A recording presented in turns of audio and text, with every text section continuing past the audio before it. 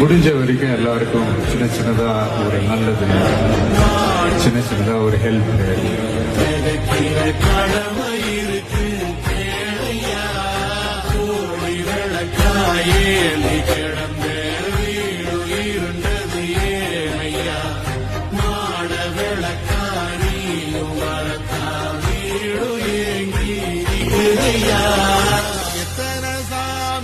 வந்ததையா இது எந்தெந்த சாமி தந்ததையா